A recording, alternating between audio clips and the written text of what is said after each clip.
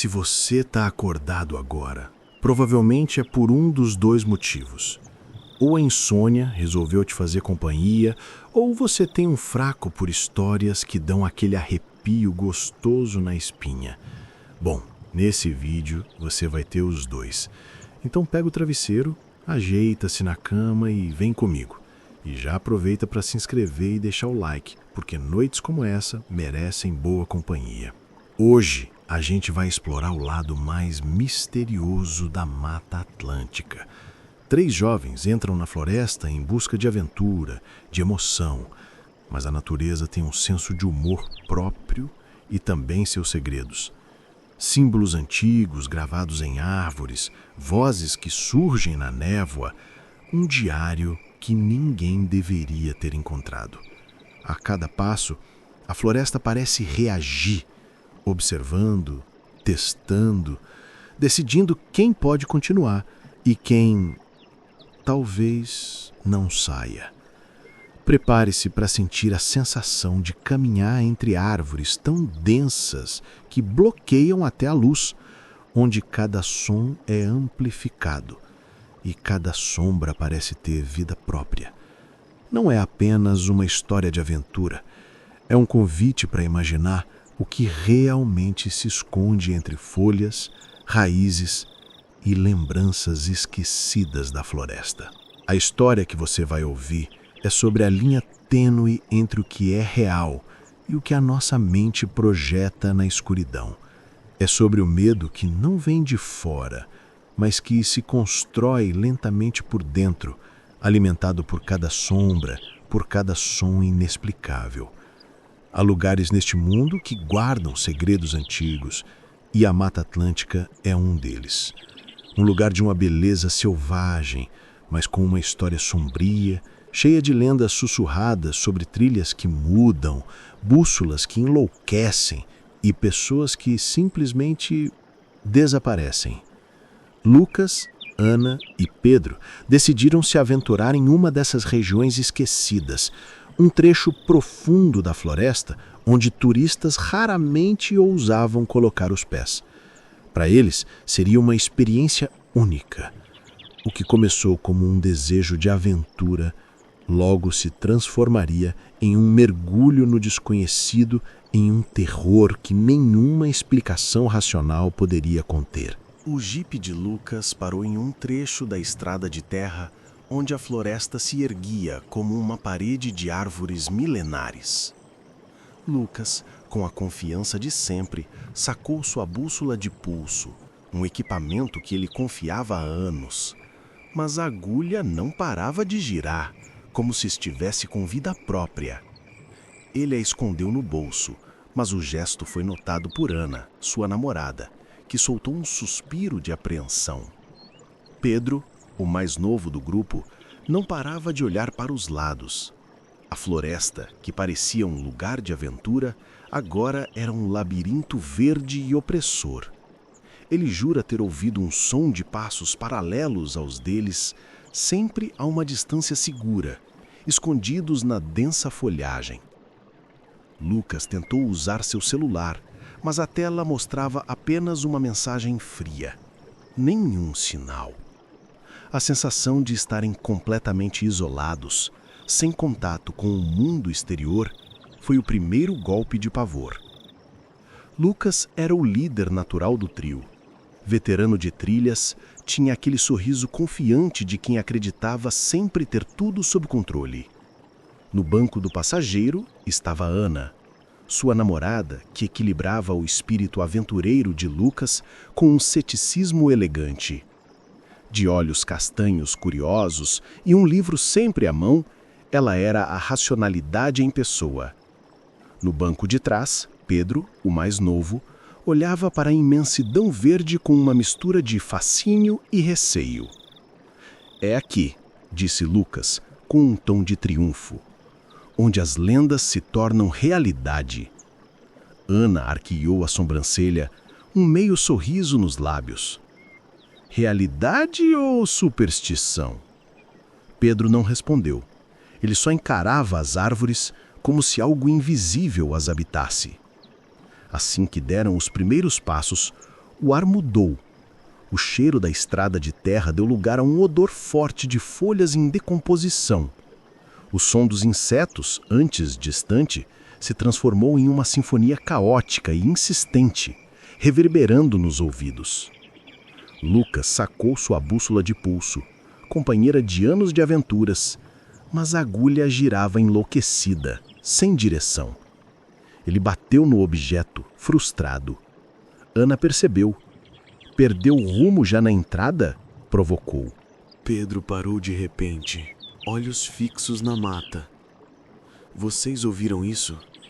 Parece passos atrás da gente. Ana suspirou. É só o vento, Pedro.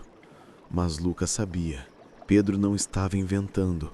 O olhar dele era de medo genuíno.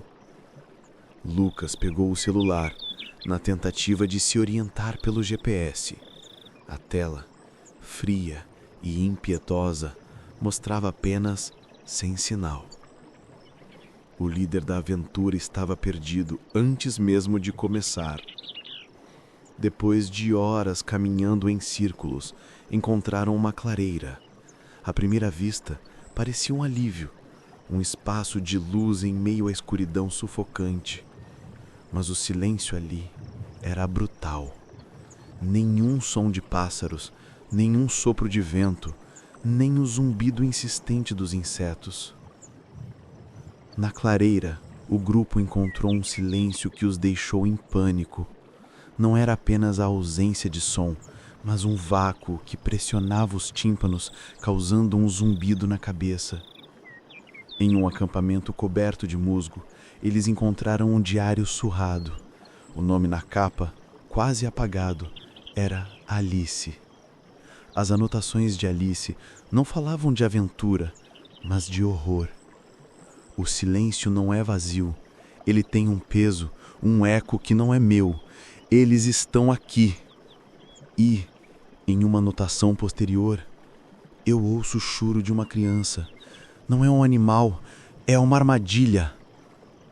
Nesse exato momento, um choro distante e abafado de criança ecoou na mata, parecendo vir de todas as direções. Era como estar dentro de uma redoma de vidro. No canto da clareira, entre troncos cobertos de musgo, havia restos de um acampamento antigo. Entre os objetos esquecidos, Ana encontrou um diário encapado em couro, úmido e deformado pelo tempo. O diário de Alice dava pistas do que estava por vir. As páginas traziam anotações que começavam como relatos de trilha, mas logo se tornavam confissões desesperadas. O silêncio não é vazio. Ele respira. Ele tem olhos. A bússola enlouquece. As trilhas se fecham. Eles estão aqui. Na última página, um desenho grotesco. Uma figura alta e esguia, braços longos como galhos, o rosto oculto pela sombra. Ao fecharem o diário, um som rompeu o silêncio. Um choro infantil, abafado, vindo de todos os lados. Um lamento frágil e perturbador. Ana segurou firme a mão de Lucas. Pedro cobriu os ouvidos. E naquele instante, todos o souberam. A floresta os estava observando. Eles voltam a caminhar, mais assustados do que nunca, e começam a notar os símbolos, idênticos aos do diário de Alice, gravados em pedras e troncos de árvores. Os símbolos pareciam se repetir, como uma trilha macabra. Ana tenta tirar uma foto dos símbolos para ter uma prova, mas o celular congela. Quando a imagem volta, ela vê um borrão escuro atrás de Lucas, uma sombra que se move rapidamente e desaparece. Ela grita, mas a imagem some. Os sinais pareciam apontar para uma direção, como se fosse um caminho. Mas seria uma trilha ou uma armadilha? Ana pegou o celular para filmar. Pelo menos teremos prova. Mas ao levantar a câmera, a tela não mostrou a floresta. mostrou apenas um borrão escuro, uma sombra atrás de Lucas. "Lucas, atrás de você!" ela gritou. Ele se virou. Nada, só árvores imóveis. Mas Pedro jurava ter visto algo se mover. A noite chegou e o terror se tornou insuportável. A fogueira se tornou apenas um amontoado de cinzas. A única luz vinha da lanterna do celular de Ana, que, com a bateria quase no fim, emitia um brilho fraco, intermitente. Lucas estava visivelmente abalado, sua autoconfiança desmoronando a cada segundo. O silêncio, que antes era total, agora era quebrado por sussurros, que pareciam vir de lugar nenhum e de todos os lados ao mesmo tempo. Ana segurou firme a mão de Lucas. Pedro cobriu os ouvidos. E naquele instante, todos o souberam. A floresta os estava observando. Pedro tremia, encolhido. Eles estão aqui. Eu sei que estão. Ana tentou consolá-lo, mas o ar começou a esfriar e uma névoa leitosa subiu do chão. No meio da névoa, um zumbido baixo, como se a floresta tivesse um coração que pulsava. Pedro não aguentou. "Eu não fico aqui!" gritou e correu em direção à escuridão. Lucas e Ana o seguiram, mas ouviram apenas o som seco de um corpo caindo em uma ravina. Quando iluminaram com a lanterna, viram Pedro, caído, tentando se levantar. A névoa se condensou em uma forma, uma sombra de galhos e ossos. Os braços dela envolveram Pedro. Ele gritou, mas o som se transformou em um eco distorcido. E então, silêncio. O corpo não estava mais lá, mas a voz de Pedro permaneceu, suave, quase calma. "Vocês deviam ter corrido." Na ravina, o corpo de Pedro estava imóvel. A névoa leitosa que subia se condensou em uma figura humanoide feita de galhos e sombras, que se moveu em silêncio absoluto. Ela não os atacou, mas se inclinou sobre o corpo de Pedro. A pele de Pedro se desintegrou em uma nuvem de poeira escura, e a figura se dissolveu na névoa. A última coisa que eles ouviram foi a voz de Pedro, agora vinda de todos os lados, sussurrando: "Vocês deviam ter corrido." Lucas e Ana correram. O chão parecia mudar sob os pés. As árvores se moviam como um labirinto vivo. Ana começou a ouvir passos atrás dela. Virava-se várias vezes, mas não havia ninguém. Lucas, por sua vez, começou a ver vultos entre as árvores, sombras que imitavam a forma de Pedro, sorrindo com um olhar vazio. O diário queimava na mochila de Ana, como se fosse um fardo vivo.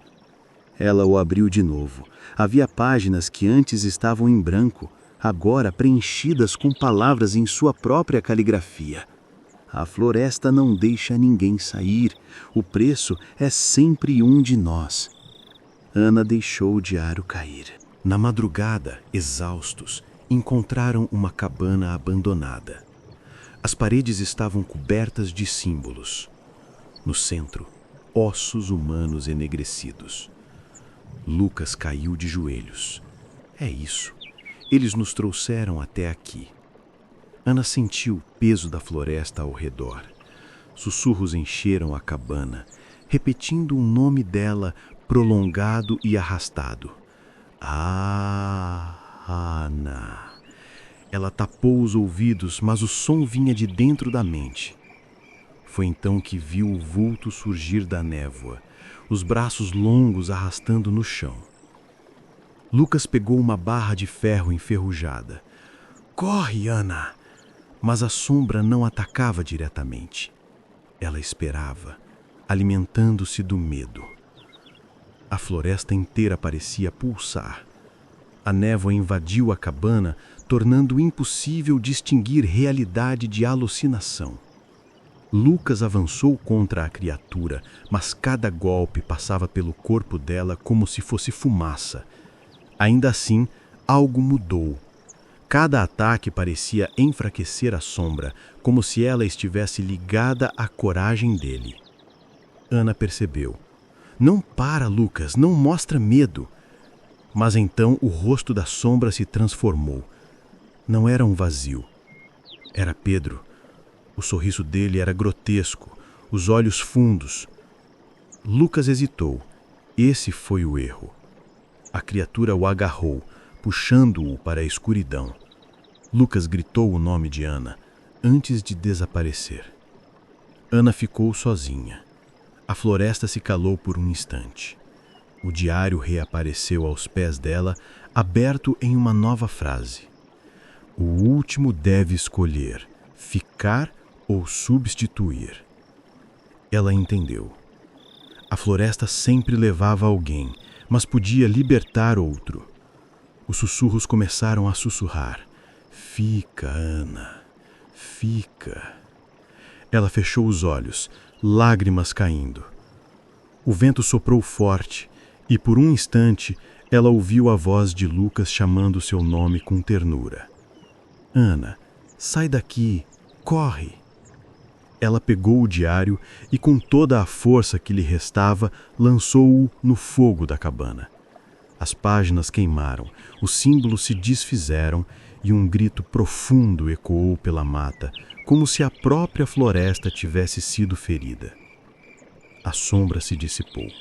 Quando o dia amanheceu, Ana estava sozinha na estrada de terra onde tudo havia começado.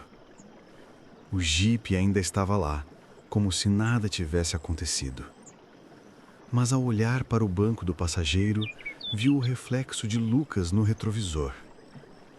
Ele sorriu, mas não estava realmente lá. Ana dirigiu, com o coração pesado. Ela havia saído, mas a floresta não tinha terminado com ela.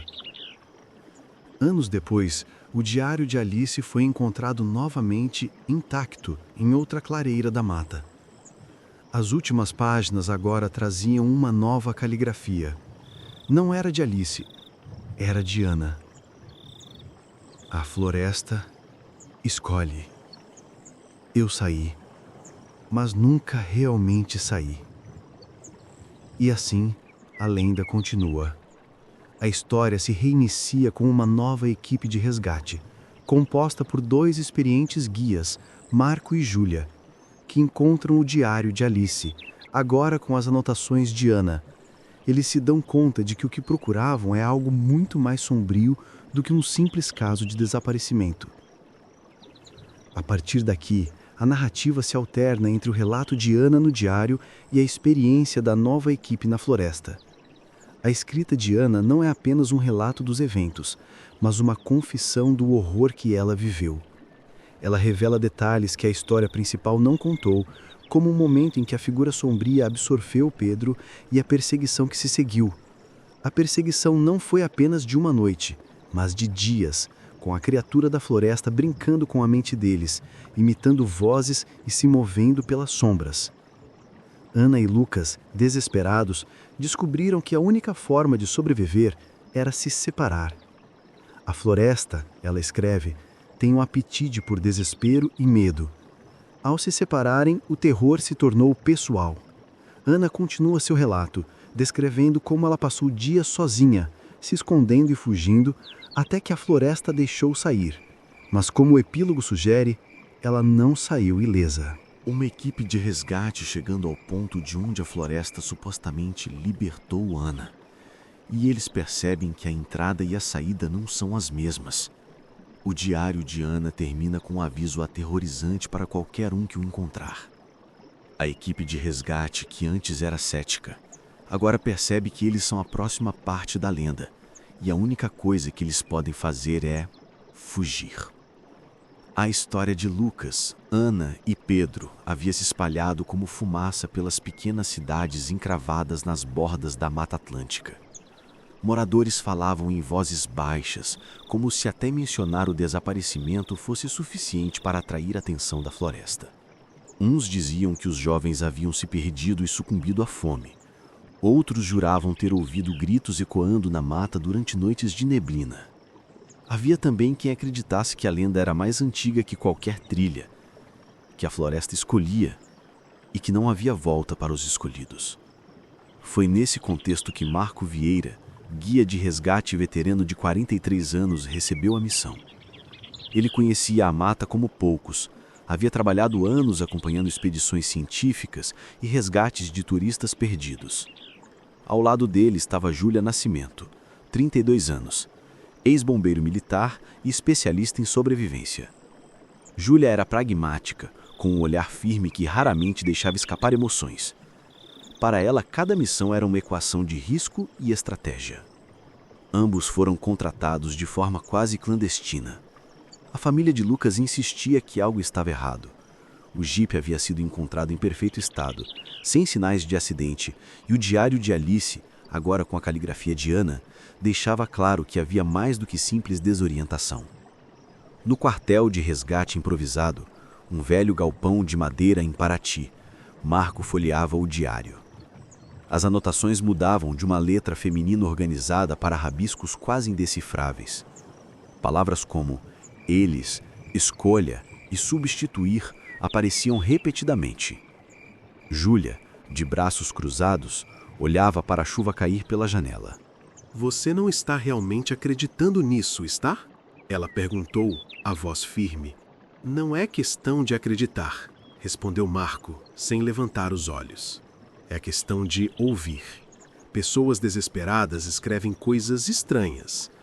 Mas... Ele pausou ao passar o dedo por um símbolo desenhado no diário, idêntico a alguns que ele já vira entalhados em árvores, em antigas trilhas indígenas. Algumas dessas marcas não são invenção. Júlia respirou fundo. Então vamos. Quanto antes entrarmos, antes saímos. O grupo de resgate era pequeno, apenas eles dois. O terreno era traiçoeiro demais para equipes grandes.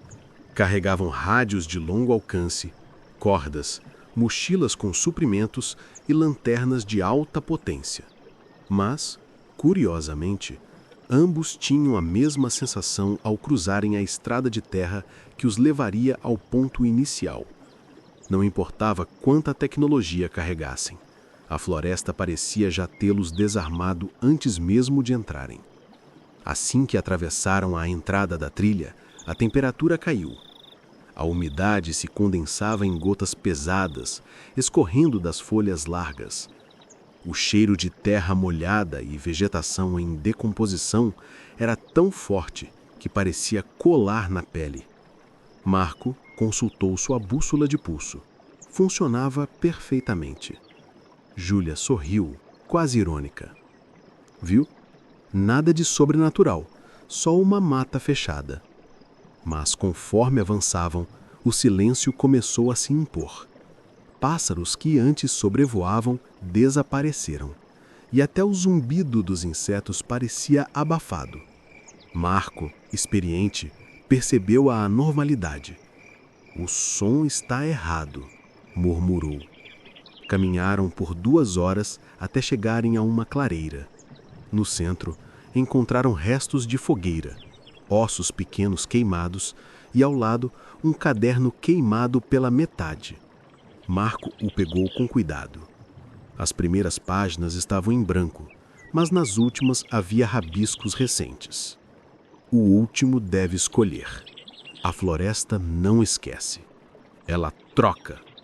O coração de Júlia acelerou. Isso é recente. Ela olhou para Marco, o rosto mais pálido do que gostaria de demonstrar. Ele não respondeu.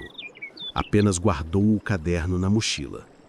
O acampamento foi montado em um terreno elevado, com barraca simples e uma fogueira improvisada. Marco fazia anotações em seu caderno de campo, enquanto Júlia mantinha a lanterna acesa, observando a escuridão que se adensava ao redor. Foi quando ambos ouviram um choro infantil, baixo, carregado pelo vento. Júlia se levantou de imediato, a mão na lanterna. Deve ser um animal, um bugio pequeno, talvez? Marco balançou a cabeça. Não, não é. Seu rosto endureceu. Eu já ouvi esse som antes. O vento carregava o lamento em ondas, às vezes perto, às vezes distante, nunca fixo. O som parecia se multiplicar, como se dezenas de vozes infantis chorassem ao mesmo tempo. Naquela noite, nenhum dos dois dormiu. Pela manhã, Júlia encontrou marcas ao redor do acampamento. Símbolos idênticos aos do diário de Alice e as anotações recentes no caderno queimado. Mas não estavam entalhados em árvores. Estavam desenhados no chão, com cinzas da fogueira que eles mesmos haviam feito. Ela chamou Marco às pressas. Isso não é possível. Eu apaguei a fogueira. Eu vi você recolher as cinzas. Marco olhou para os símbolos, depois para a mata que o cercava. A floresta está respondendo. A cada passo dali em diante, a sensação de serem observados se intensificava. E no meio daquela imensidão, algo começou a ficar claro. Eles não estavam apenas procurando por desaparecidos. Estavam seguindo exatamente o mesmo roteiro que Lucas, Ana e Pedro haviam trilhado. Como se a floresta quisesse que cada novo grupo refizesse a mesma história. A manhã avançava devagar. A claridade filtrada pelas copas altas não iluminava, apenas criava manchas de sombra em constante movimento. Marco, acostumado a orientar expedições com o sol e a bússola, percebia uma estranheza que não sabia explicar. O sol parecia girar em ângulos estranhos, como se nunca estivesse no lugar certo, e a bússola oscilava levemente. Não o suficiente para perder a direção, mas o bastante para inquietar. Júlia, pragmática, não deixava escapar atenção. Ela marcava árvores com fita vermelha a cada 50 metros. Era um truque simples de sobrevivência, mas essencial. Não importa quão traiçoeira fosse a trilha, sempre haveria um caminho de volta. Pelo menos, era o que ela acreditava. 2 horas depois, ao tentarem retornar ao acampamento para recolher suprimentos esquecidos, o inesperado. Nenhuma das fitas estava mais lá. Em vez disso, troncos traziam símbolos idênticos aos que já haviam visto. Círculos incompletos, cruzes assimétricas, desenhos que lembravam mãos de crianças. Não pode ser coincidência, murmurou Marco, a voz grave. Alguém está brincando com a gente, respondeu Júlia, mais raiva do que medo nos olhos. E eu não gosto de ser usada como cobaia. Seguindo a trilha, o silêncio o cercava de novo. O ar parecia mais denso, como se cada respiração fosse sugada da floresta, até que o som de passos ecoou. Não vinham de longe, estavam próximos, a apenas alguns metros entre as árvores. "Quem está aí?" gritou Marco, firme, a mão no facão preso ao cinto. Nenhuma resposta, apenas os passos se multiplicando, indo e vindo como se dezenas de pessoas caminhassem em círculos ao redor deles. Júlia apontou a lanterna para uma direção e o feixe de luz iluminou uma figura imóvel. Uma criança, não mais que 8 anos, pele pálida e olhos escuros. Ela estava de costas. Júlia avançou com cautela. "Ei, você está perdida?" A criança virou lentamente o rosto. Não havia expressão, nem sequer emoção. Apenas um olhar vazio, profundo, que parecia puxar para dentro quem ousasse encarar. Júlia congelou. Marco a puxou pelo braço, mas quando desviaram os olhos e voltaram a olhar, a figura havia desaparecido. O silêncio voltou a pesar. "Isso não é humano", disse Marco, quase num sussurro. À tarde, enquanto descansavam, Marco abriu novamente o caderno queimado. Para sua surpresa, páginas que antes estavam em branco agora continham novas frases escritas em uma caligrafia irregular. "2 entraram. 1 deve ficar. O preço nunca muda." As mãos de Marco tremeram. Júlia o observava em silêncio, mas algo em seu olhar mostrava que também estava abalada. É um truque da mente.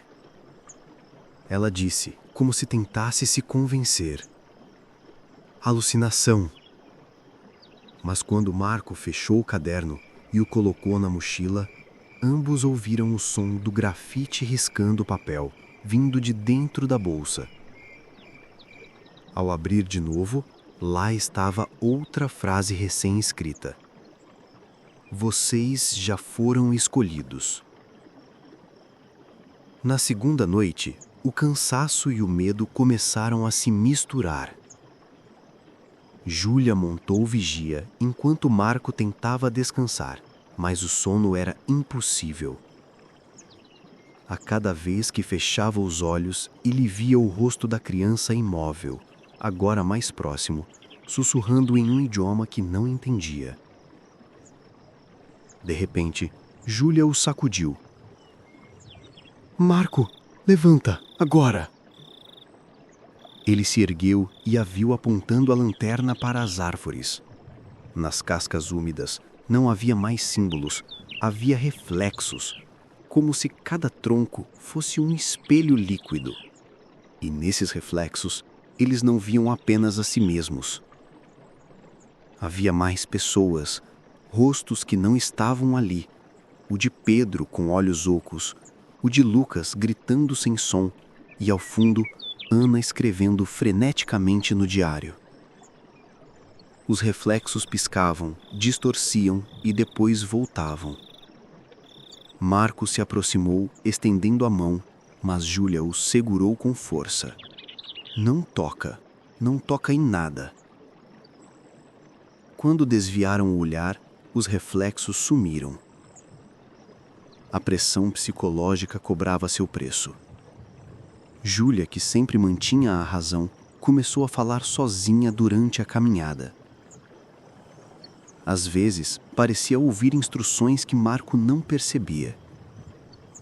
Ele a viu, certa vez, parar diante de uma pedra coberta de musgo e sussurrar: "Sim, eu entendo", como se alguém estivesse respondendo. Marco a confrontou. "Com quem você está falando? Você não ouviu?" Ela retrucou, surpresa. "É uma voz feminina, parece a Ana." Marco sentiu o estômago revirar. A floresta não só os observava, ela agora os dividia, plantando sementes de desconfiança. Ao final do terceiro dia, chegaram a uma cabana, semelhante à que Lucas e Ana haviam encontrado. As paredes também estavam cobertas de símbolos, mas desta vez havia algo novo, uma mensagem escrita em português recente, na parede de madeira, com carvão. Se você lê isso, já é tarde. Escolher é a única saída. Eu tentei. Eu falhei. Assinava Ana. Júlia caiu de joelhos, tocando as palavras como se pudesse sentir a presença da jovem. Marco, porém, olhava ao redor. A floresta estava viva, atenta. Naquela noite não houve descanso.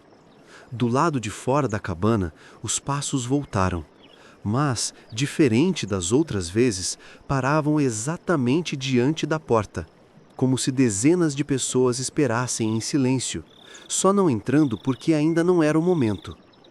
E no meio dessa espera sufocante, o caderno se abriu sozinho na mochila de Marco. A última frase escrita era clara: a floresta não quer todos, só precisa de um. O outro será deixado para contar a história,